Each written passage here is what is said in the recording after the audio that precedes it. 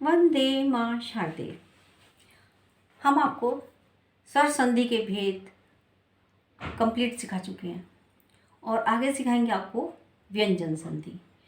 और लेकिन हमने आपसे कहा था कि हम आपको इनकी नियमों की पुनरावृत्ति फिर से कराएंगे। देखिए, जो नियम हैं उन्हें आप बहुत शॉर्ट में अच्छे से याद कर लीजिए। जो ऐसे दिमाग में रखिए कि वो, देखिए, देखने में एक से लग रहे हैं, ये मैं आपको पहले बता चुकी हूँ, लेकिन वो सब के नियम अलग अलग हैं सारे स्वर, लेकिन हैं सब अलग अलग। किस तरीके से उनका मेल होकर संधि बनती है उनका बिल्कुल शॉर्ट में 2-2 लाइन में सीख लीजिए। कुछ नियम तो एक ही लाइन में आ गए हैं और कुछ नियम 2-2 लाइन में आए, केवल 2 लाइन में। केवल नियम याद रखेंगे, कोई सी भी कितनी कठिन संधि आ जाए आपके सामने वो सब आप आसानी से कर सकते हैं। संधि विच्छेद कर सकते हैं और संधि को जोड़ना भी कर सकते हैं। देखिए, सबसे पहला स्वर संधि के भेद नियम सहित, यानी इन शॉर्ट, छोटे रूप में। कैसे?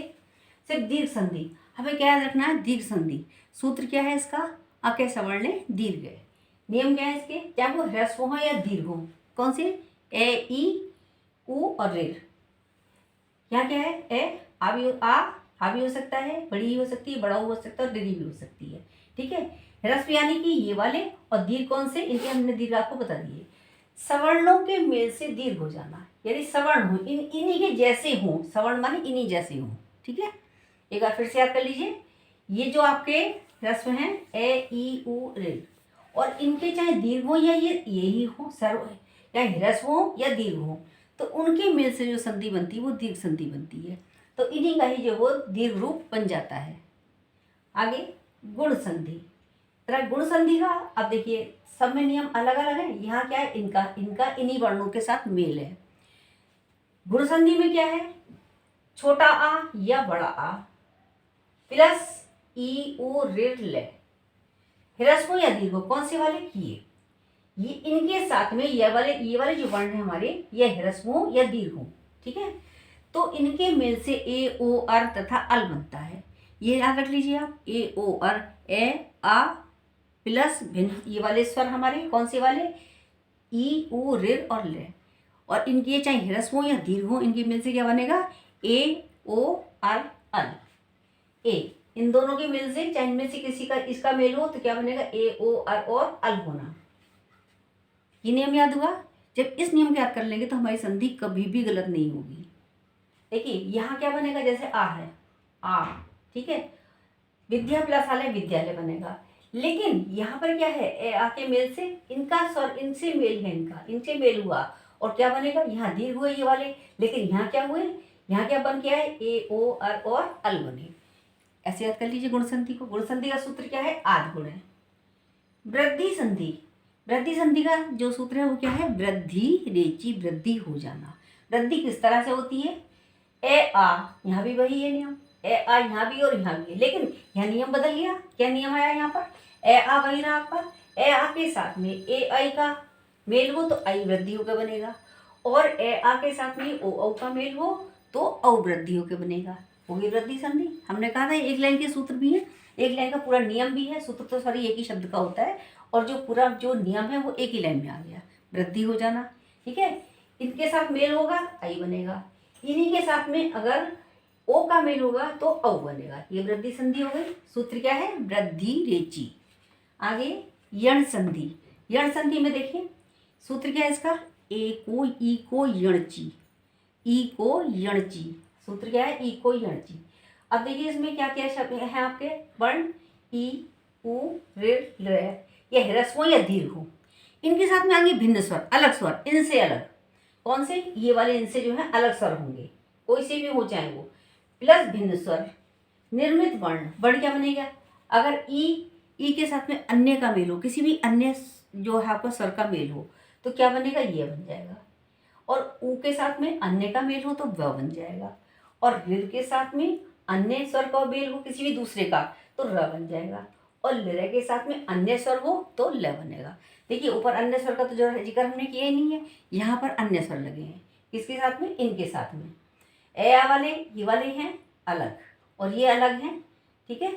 आगे देखिए, अब आया आपका अयादी संधि। अयादी संधि का सूत्र क्या है? एच, ओ, ए, वाय, आवे। अयादी संधि का सूत्र एच, ओ, ए, वाय, आवे। क्या है इसमें? देखिए, ए आई ओ औ, ये 4 हैं वर्ण आपके। इनके साथ में प्लस किसका मेल कर रहे हैं हमको? भिन्न स्वरों का। ठीक है, अब यहाँ भिन्न स्वरों का पहले इनके साथ किसके साथ मेल हुआ था? इनके साथ हुआ था भिन्न स्वरों का मेल। और फिर भिन्न स्वरों का मेल हमने कहाँ किया? यहाँ पर HO ए वाय आवे। ठीक है, तो इसका सूत्र क्या है? HO ए वाय आवे, ए प्लस ए आई ओ औ। ठीक, ए आई ओ औ। और भिन्न स्वरों का मेल से क्या बनेगा? ए के साथ में भिन्न स्वर अन्य स्वर आई बनेगा। आई के साथ भिन्न स्वर जोड़ेंगे तो क्या बनेगा? आई बनेगा। और ओ के साथ अन्य स्वर जोड़ेंगे तो बनेगा आव। और औ के साथ अन्य स्वर जोड़ेंगे तो बनेगा आव। ठीक है, क्या बना? आए, आए, अब और आव। इस तरीके से याद कर लीजिए तो आसानी से याद हो जाएगा आपको। स्वर संधि पूरी होने के बाद में हमने नियम एक बार फिर से आपको पढ़ा दिए। अब हम आपको नई संधि सिखाने जा रहे हैं, व्यंजन संधि। व्यंजन संधि कहाँ और किस तरह होती है? देखिए, अगर स्वर के साथ में व्यंजन को प्लस कर लें तो व्यंजन संधि बन जाएगी, और व्यंजन के साथ में स्वर को बाद में प्लस करें तो व्यंजन संधि होगी, और व्यंजन को यदि हम व्यंजन के साथ ही प्लस करें तो भी व्यंजन संधि ही होगी। किस किस तरह होगी? देखिए, इसको हमने परिभाषा में बताया है। स्वर और व्यंजन, व्यंजन और स्वर, और तथा व्यंजन के साथ व्यंजन के मेल से वर्ण का परिवर्तित जो रूप बनेगा, रूप होगा, वही व्यंजन संधि कहलाएगा, यानी वही व्यंजन संधि होगा या वही व्यंजन संधि कहलाता है। तो देखिए किस तरीके से हमने लिया है। देखिए, अब हम इसमें 3 नियम हैं आपके व्यंजन संधि में। 3 चीजें बताई हमने आपको, यही 3 चीजें पूरी संधि में चलेंगी। सबसे पहले हमने लिखा स्वर और व्यंजन का मेल। स्वर और व्यंजन का मेल किस तरह हुआ वो इस वाले एग्जाम्पल में लिया है पहले में। फिर व्यंजन और स्वर का जो मेल है वो हमने दूसरे एग्जाम्पल में बताया है। और उसके बाद में व्यंजन का व्यंजन से जो मेल है वो किस तरह हुआ है उसका भी हमने एक एग्जाम्पल लिया है। लेकिन जब हम संधि करेंगे आगे तो हमारे सामने बहुत सारे नियम आएंगे, उनको हमें ध्यान में रखना है। पहले आप केवल इसको समझिए और बाकी जो है नियम ध्यान में रखिए। देखिए, पहला एग्जाम्पल लिया हमने अभिषेक, अभि प्लस शेक। ठीक है, इसमें स्वर, अपने स्वर और व्यंजन का मेल किया है हमने। अभी में ई और शेक का स क्या है? व्यंजन है हमारा। ठीक है, ये स्वर है ई, और यहाँ से सा क्या है? ये यहाँ पर स्वर है और ये व्यंजन है। स्वर प्लस व्यंजन, स्वर ई प्लस से व्यंजन के मेल से बनी व्यंजन संधि अभिषेक, यानी अभि प्लस शेक बराबर अभिषेक। यानी स्वर क्या है? ई और व्यंजन क्या है? स। तो दोनों के मेल से क्या बना? अभिषेक। कौन सी संधि बनी? व्यंजन संधि, क्योंकि इनके मेल से हमारा क्या तैयार हुआ? ई और ई क्या है हमारा? अभिषेक। तो ठीक है, अभि प्लस शेक, तो इसमें ई और स से श बना, श व्यंजन की उत्पत्ति हुई।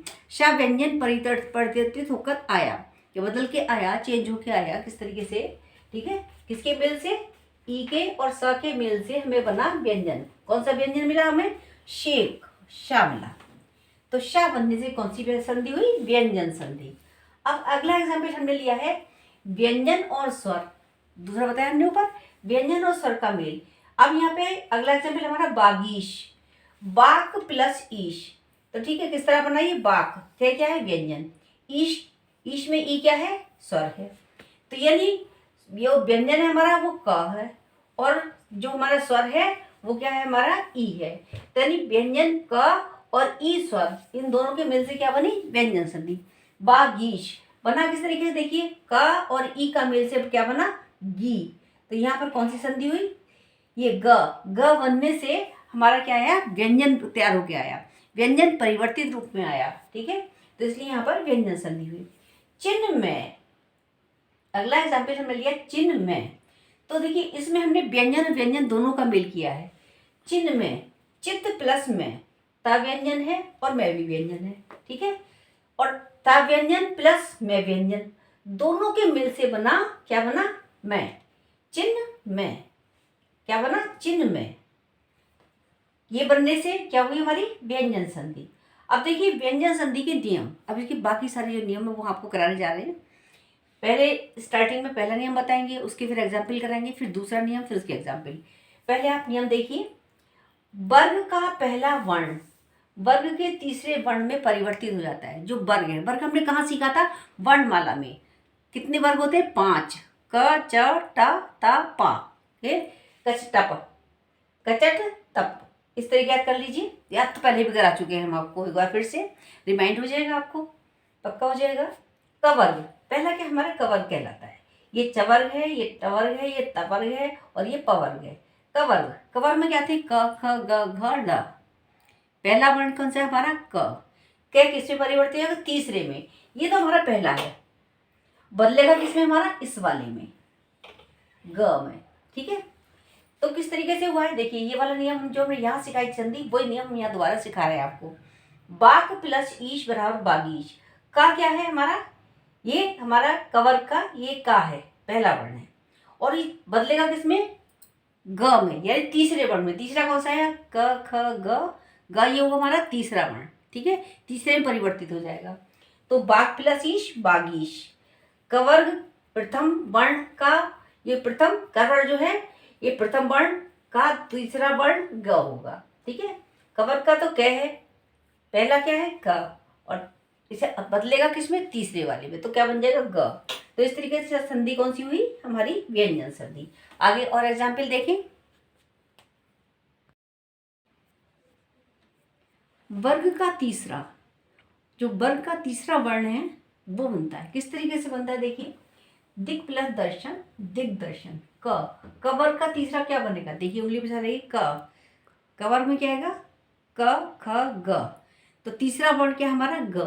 तो ग यहाँ बना।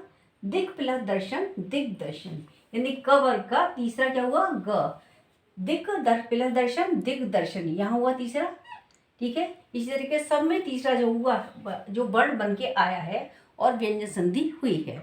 देखिए, तत् प्लस अनुसार क्या बनेगा? तदनुसार। ठीक है, तय का क्या हुआ? तय में तय का तीसरा वर्ण कौन सा है? तय वर्ग का त थ द है, तो द कहाँ आया? यहाँ बन गया। तत् का तय और ए दोनों मिलकर क्या बन गए? द। तदनुसार, तत् प्लस अनुसार, तदनुसार। सत प्लस गति, सदगति, यहाँ भी वही है त। ठीक है, तय थे दे देने, दे कौन सा है? तीसरा वर्ण है। सत, सॉरी, यहाँ पर सत प्लस गति सदगति है, और यहाँ है तद प्लस भव, तद्भव। त और त का क्या बन गया? द। तत् प्लस भव, तद्भव। अच प्लस अंत, चवर्ग। ठीक है, चवर्ग में क्या है? च छ ज है, तीसरा वर्ण कौन सा है? ज। तो ज कहाँ आया हमारा? यहाँ हो गया। चवर्ग, चवर्ग का तीसरा क्या हुआ? ज। सुप प्लस अंत, सुबंत। ये पवर्ग, पवर्ग में क्या है? पे फे बे।